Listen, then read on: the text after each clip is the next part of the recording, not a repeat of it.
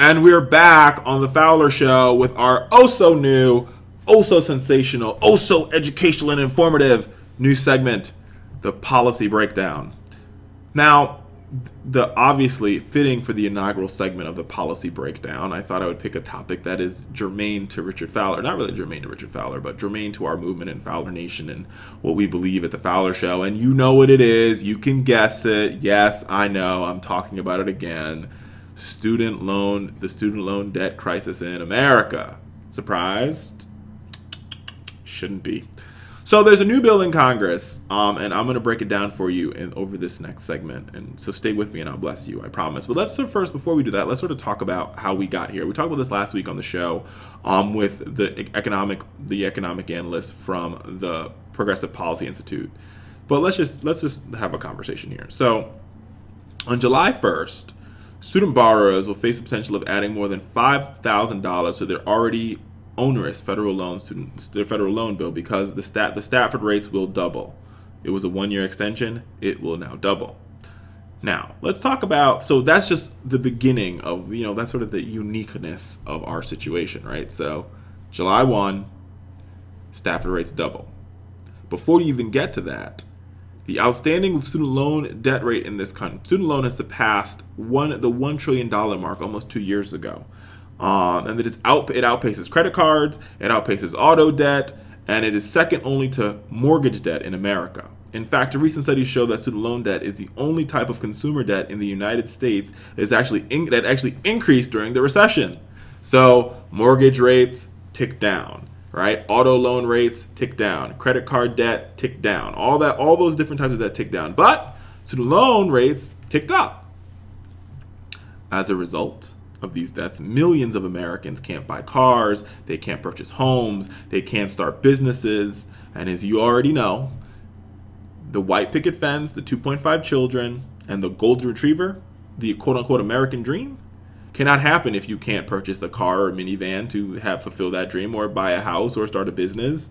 So the American dream, America, is in jeopardy because of the student loan debt crisis in this country for millions and millions of Americans.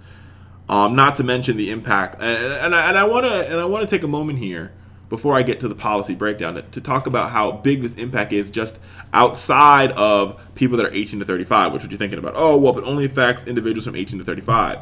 That's just not true. The CFPB, Consumer Protection Bureau, Consumer Finance Bureau, they indicated that senior citizens are being affected by this because, grandma or grandpa might have co-signed on the student loan that little Johnny has, and now they're seeing their Social Security check being garnished.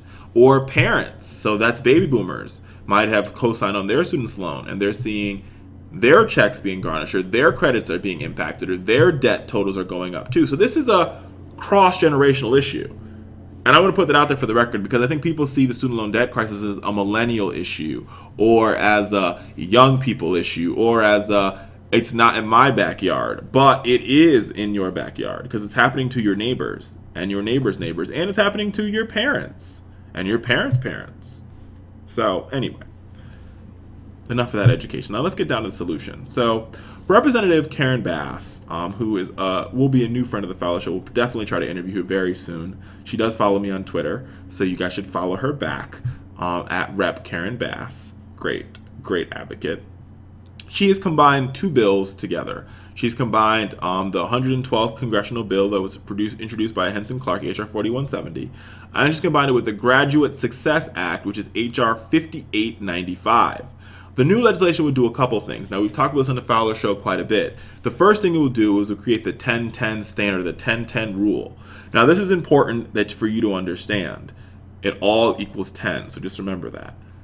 It would require, so a lot of Republicans say that people want to live off the government tit, and that's just not true. What this bill would do is to say for 10 years, you have to pay at minimum 10% of your discretionary income in student loan debt repayment.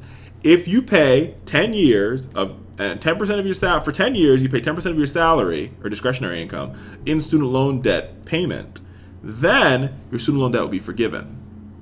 The student loan debt, and also what the act would do is it would combat the crushing interest rate, the public and private interest rate rising, right? So it would cap federal interest rate at 3.4%, And on top of that, it would allow all existing borrowers. So if you borrowed to go to law school, to go to med school, to get your MBA, and you have a compilation or some sort of cocktail of federal loans and private loans, it would allow you to combine those loans and make them all publicly backed federal direct loans, right? So you would take private corporations and Wall Street out of our bank accounts, out of our savings accounts, out of the student loan market completely. The bill would, you already know, giving that discretionary income back to millennials and families would prop up the economy by putting more people in there. But beyond that, it also will urge more individuals to do public service. Because if you do public service, you have an incentive to do public service, because the more public service you do, the more of your debt gets forgiven earlier. The other thing that the act would do is it would send a lifeline to students who borrowed, who have fallen into difficulties. The bill would seek to, help those individuals who have fallen below the poverty line because of illness, because they've lost their job, to get extended interest-free deferments. So you're unemployed, you have a brain tumor, you got cancer, you would have an interest-free deferment, meaning you would be able to defer the payment of student loans and not accrue interest or fees, which is what the loan companies currently do to you. And it would allow, that would be for the unsubsidized federal loans, and those enrolled in the 1010 program. So you're in the 1010, and now you want to, you get sick, you still have the ability to pay it off and still be enrolled in the 1010 and not get interest-free deferment, which is a good thing.